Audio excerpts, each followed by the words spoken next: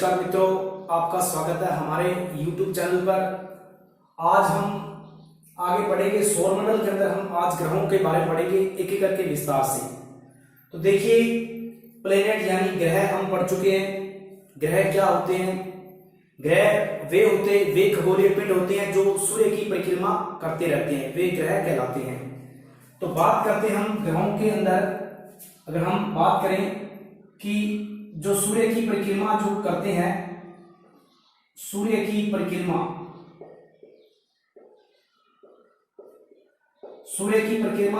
जो करते हैं वो ग्रह करते हैं। और हम जानते हैं परिक्रमा जो है हमेशा पश्चिम से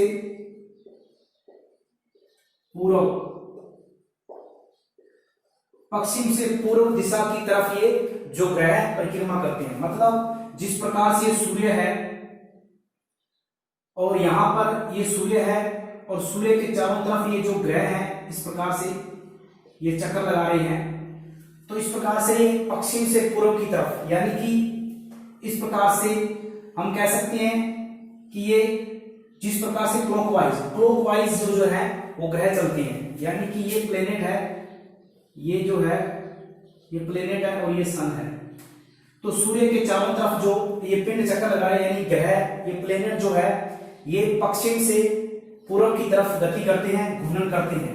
पश्चिम से जो है पूर्व की तरफ परिक्रमा करते हैं और साथ में ये परिक्रमा भी करते हैं ग्रह, और अपने अक्ष पर घूर्णन भी करते हैं। अपने अक्ष पर ये घूर्णन भी करते हैं।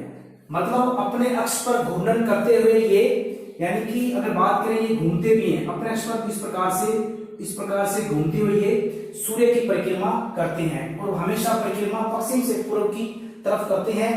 अगर बात करें हम ग्रहों की जो परिक्रमा है वो पश्चिम से पूर्व होती है, लेकिन नोट करके हम लिख सकते हैं। नोट के अंदर क्या लिखेंगे?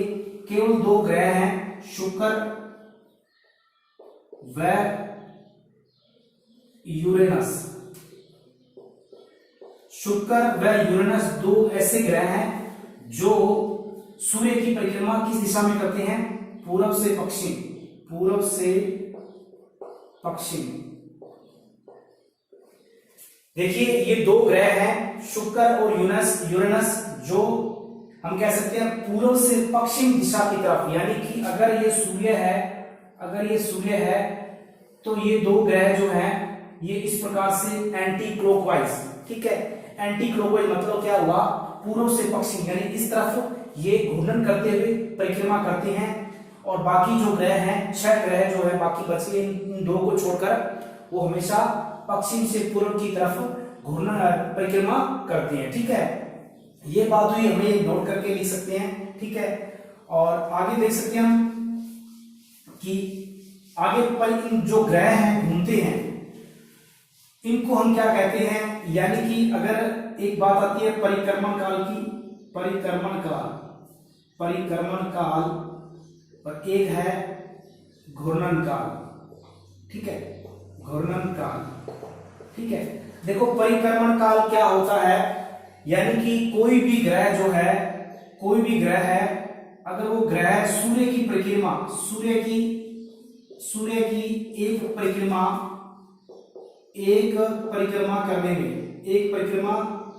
पूरा करने में लगा समय, सूर्य ग्रह जो है वो सूर्य की एक परिक्रमा करने में लगा समय जो है वो क्या कहलाता है? उस ग्रह का परिक्रमण काल कहलाता है। जिस प्रकार से अगर ये सूर्य है और सूर्य के चारों तरफ अगर कोई ग्रह घूम रहा है, अगर वो एक चक्कर जितने टाइम में लगाता है, वो एक राउंड या एक परिक्रमा जो है उस ग्रह का परिक्रमण काल कहलाएगा। घूर्णन काल की बात करते हैं। घूर्णन काल क्या होता है कि कोई भी ग्रह अपने अक्ष पर यानी कि जो ग्रह द्वारा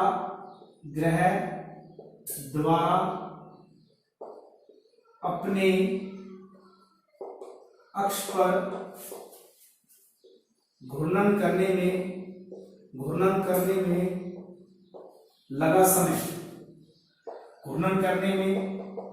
लगा समय, देखिए यूं कह सकते हैं कि परिक्रमण काल का मतलब होता है कि 1 साल। जैसे पृथ्वी की बात करें हम, पृथ्वी जो है अपनी जो परिक्रमा है, एक परिक्रमा जो है 365 दिन के अंदर लगभग करती है, तो वो कहलाता है 1 वर्ष। ठीक है, तो किसी भी ग्रह का 1 वर्ष जो होता है वो परिक्रमण काल कहलाएगा। घूर्णन काल की बात आती है कि कोई भी ग्रह अगर अपने अक्ष पर घूमता है, अपने अक्ष पर वो अपने अक्ष पर एक घूर्णन द्वारा लिया गया समय, ठीक है, यूं कह सकते हैं 1 दिन। ठीक है, तो अगर दिन की बात करें तो घूर्णन काल को याद कर लो, और परिक्रमा की बात करें तो वर्ष को याद कर लो। तो 1 दिन यानी 24 घंटे लगभग, पृथ्वी के अकॉर्डिंग में कह रहा हूं, हम हर ग्रह का अलग अलग अपना परिक्रमण काल होता है और अलग अलग इनका घूर्णन काल होता है। ठीक है, अब हम बात करते हैं, ये परिक्रमण काल हुआ, घूर्णन काल हुआ, हमने ग्रह की बात कर ली। उपग्रह मैंने आपको बता दिया, कोई भी उपग्रह क्या होता है, हम फिर भी चर्चा कर लेते हैं ग्रह की। उपग्रह, देखो उपग्रह क्या होता है, उपग्रह ये होता है कि जो ग्रहों की परिक्रमा करते हैं, वे खगोलीय पिंड जो दूसरे खगोलीय पिंडों की क्या करती हैं, परिक्रमा करती हैं। हम यूं कह सकते हैं कि ग्रहों की परिक्रमा करने वाले जो पिंड होती हैं, खगोलीय पिंड होती हैं, वो उपग्रह कहलाती हैं। चंद्रमा जो है प्राकृतिक उपग्रह है जो पृथ्वी की परिक्रमा करता है। इसी प्रकार और भी जितने भी ग्रह हैं उनके जो उपग्रह हैं वो उनकी परिक्रमा करते रहते हैं। ठीक है, ये बात हुई उपग्रह की। ठीक है, तो चंद्रमा जो है, चंद्रमा पृथ्वी का एक प्राकृतिक उपग्रह है, एकमात्र प्राकृतिक उपग्रह है। ठीक है, तो उपग्रह में अंदर बात करें, चंद्रमा जो है पृथ्वी का एकमात्र प्राकृतिक उपग्रह है। ठीक है, अब हम बात करते हैं आगे एक एक ग्रह की। सबसे पहले हम पढ़ेंगे बुध ग्रह। ठीक है, तो हम चलते हैं बुध ग्रह पर, कि अब बात करते हैं हम बुध ग्रह की। बुध ग्रह, देखिए बुध ग्रह के बारे में क्या क्या विशेषताएं हैं। तो देखिए बुध ग्रह जो है ये सूर्य के निकट है, सूर्य के ये निकट ग्रह है। ठीक है, इसकी मैन जो विशेषता है हम उस पर चर्चा कर लेते हैं। ठीक है, वहां पर बुध ग्रह जो है वहां पर वायुमंडल का अभाव है, वायुमंडल का अभाव है। अगर हम बात करें कि बुध ग्रह पर सूर्य जो है, सूर्य के निकटतम ग्रह है ये, क्योंकि सूर्य के सबसे नजदीक 1 नंबर पे ग्रह यही है। उसके बाद में वायुमंडल का यहां पर क्या है, अभाव है। दिन जो है, दिन अति गर्म है यहां पर, वहां पर दिन अति गर्म व रातें बर्फीली। बुध ग्रह पर दिन जो है वो सर्वाधिक गर्म है और रातें जो है वो क्या है, बर्फीली है। अगर बात करें हम यहाँ टेम्परेचर की, तो अगर तापमान की बात करें, तापमान जो है वो अधिकतम तापमान 340 डिग्री सेल्सियस जो है, और अगर बात करें हम न्यूनतम तापमान की तो -270 डिग्री सेल्सियस तक तापमान है। मतलब दिन में सर्वाधिक तापमान 340 डिग्री तक जा सकता है बुध ग्रह पर, और जो रात का तापमान है वो -270 डिग्री यानी कि बर्फ जम जाती है। ठीक है, अब बात करें इसके परिक्रमण काल की।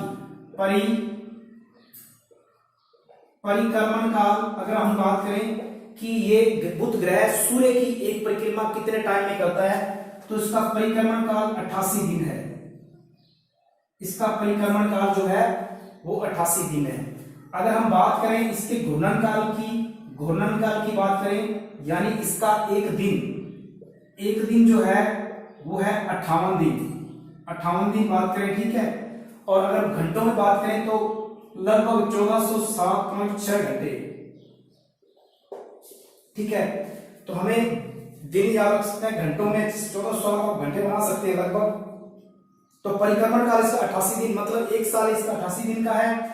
घूर्णन काल मतलब एक दिन इसका 58 दिन। ठीक है, तो ये बात हुई इनके परिक्रमण और इनके घूर्णन काल की। अगर हम इसको हम कब देख सकते हैं, तो बात करें हम सूर्यास्त के बाद, हम इसको सूर्यास्त के बाद या फिर सूर्योदय के पूर्व, सूर्योदय से पूर्व, सूर्योदय से पूर्व इसको हम पृथ्वी के क्षितिज, पृथ्वी के क्षितिज दिशा में या क्षितिज में हम इसको देख सकते हैं। ठीक है, क्षितिज का मतलब ये हुआ कि जिस प्रकार से अगर ये पृथ्वी है, अगर ये ग्रह है, ये बुध ग्रह है, हम इसको इस प्रकार से देख सकते हैं, ये क्षितिज है। ठीक है, ये लाइन जो है क्षितिज है। तो सूर्योदय सूर्यास्त के बाद में या फिर सूर्योदय से पूर्व इसको हम क्या है, क्षितिज के निकट देख सकते हैं। ठीक है, अब बात करते हैं इसका जो उपग्रह है, इसका कोई उपग्रह नहीं है। मैं यहां लिखता हूं, इसका कोई उपग्रह नहीं है। ठीक है, तो ये कुछ कुछ बुध ग्रह की विशेषताएं हैं, इंपॉर्टेंट है। तो फिर से रिपीट देखो, बुध ग्रह सूर्य के सबसे निकट ग्रह है, वायुमंडल का वहां पर बिल्कुल मतलब अभाव है, वायुमंडल वहां पर विद्यमान नहीं है, दिन अति गर्म है, रातें बर्फीली है, वहां का तापमान 340 डिग्री सेल्सियस तक पहुंच जाता है और माइनस के अंदर 270 डिग्री तक जा सकता है। परिक्रमण काल इसका 88 दिन है, घूर्णन काल इसका 58 दिन है, 1407.6 घंटे। इसको हम सूर्यास्त के बाद या सूर्योदय से पहले यानी दिन छिपने के बाद में या सुबह दिन उगने से पहले हम इसको पृथ्वी के नजदीक यानी क्षैतिज में देख सकते हैं और इसका कोई उपग्रह नहीं है। तो ये बात हुई हमारे बुध ग्रह की। अब हम बात करते हैं अगले शुक्र ग्रह की। तो देखिए,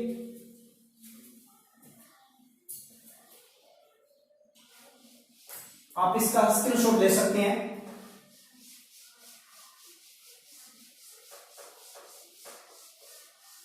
अब बात करते हैं शुक्र ग्रह की। ठीक है, शुक्र ग्रह, शुक्र ग्रह। ठीक है, अब देखिए शुक्र ग्रह के बारे में पढ़ लेते हैं। शुक्र ग्रह जो है वो सूर्य से यानी कि 2 नंबर पे कह सकते हैं हम, बुध के बाद ये दूसरा जो ग्रह है। और यहां पर इसके वातावरण में क्या है, इसके वातावरण में जो है, वातावरण में सल्फ्यूरिक अम्ल यानी कि H2SO4 के बादल हैं। ठीक है, इसके वातावरण में H2SO4 यानी सल्फ्यूरिक अम्ल कह सकते हैं, उसके बादल जो हैं वो है। ठीक है, इसमें जो है इसकी सतहों पर क्या है, सतह पर जो चट्टानें हैं, हम कह सकते हैं सतहों पर चट्टान जो है वो चट्टान व ज्वालामुखी यानी कि शुक्र ग्रह की सतह पर सबसे ज्यादा चट्टानें हैं और ज्वालामुखी जो है बहुत ही भरपूर ज्वालामुखी है। ठीक है, और हम कह सकते हैं इसकी और विशेषता, सबसे बड़ी विशेषता क्या है, यह सर्वाधिक जो है सर्वाधिक चमकीला ग्रह है, सर्वाधिक चमकीला ग्रह है। ठीक है, इसलिए इसे हम क्या कहते हैं, भोर का तारा कहते हैं। इसे हम भोर का तारा, इसे हम भोर का तारा भी कह देते हैं या फिर इसे हम सांझ का तारा भी कह देते हैं, सांझ का तारा। ठीक है, इसे हम, क्योंकि ये आकाश में सर्वाधिक चमकता है, हरे कलर में चमकता है ये रात को, और इसे भोर का तारा कहते हैं, सांझ का तारा कहते हैं। इसे हम पृथ्वी की बहिन भी कहते हैं, पृथ्वी की बहिन, क्योंकि इसके बाद में बुध शुक्र पृथ्वी यानी शुक्र के बाद तुरंत पृथ्वी है, इसलिए इसको पृथ्वी की बहिन भी कहते हैं। यहां पर क्या है, इनके वायुमंडल में क्या है, सर्वाधिक CO2 गैस की जो मात्रा है, CO2 की मात्रा है।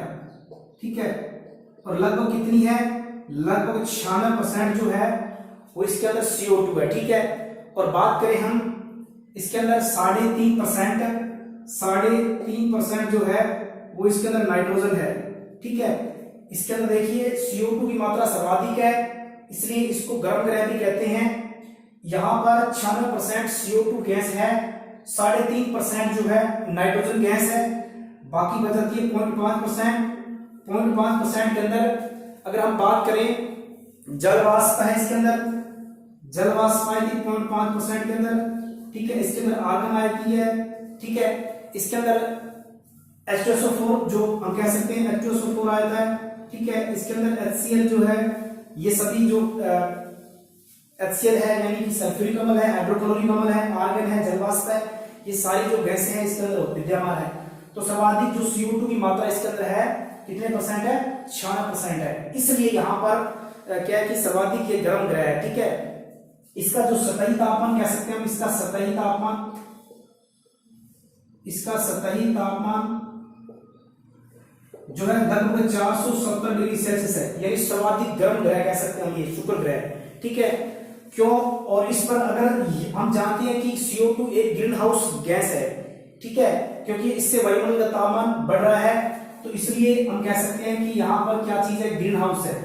यहाँ पर ग्रीन हाउस प्रभाव है, ग्रीन हाउस प्रभाव, ठीक है। यहाँ पर ग्रीन हाउस प्रभाव है, ठीक है। और बात करें हम कि यह पृथ्वी का निकटतम पड़ोसी है, पृथ्वी का निकटतम पड़ोसी है, ठीक है। ये पृथ्वी का निकटतम पड़ोसी है, ठीक है। बात करें हम, क्योंकि बुध शुक्र के बाद मतलब क्या है? जो पृथ्वी है, तो पृथ्वी के नजदीक ये ग्रह कह सकते हैं हम, ठीक है। अगर बात करें हम इसके अंदर वायुमंडलीय दाब, ठीक है, वायुमंडलीय जो दाब है यहाँ का वायुमंडलीय दाब, ठीक है।